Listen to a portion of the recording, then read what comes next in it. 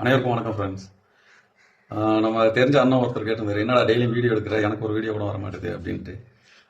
நான் என்ன பண்ணேன்னா, நம்ம வாட்ஸ்அப்பில் ஒரு வீடியோ அனுப்பிவிட்டு இதுதான் லிங்க்கு, இதில் நீங்கள் போய் சப்ஸ்கிரைப் பண்ணி லைக் பண்ணுங்கள் எல்லா வீடியோக்கும் அப்படின்னு சொல்லியிருந்தேன். அவர் என்ன பண்ணுறாரு, நான் ஒவ்வொரு தடையும் வீடியோ போடும்போது ஒரு லைக் ஸ்டிக்கர் போட்டு எனக்கு வாட்ஸ்அப்பில் அனுப்புறாரு.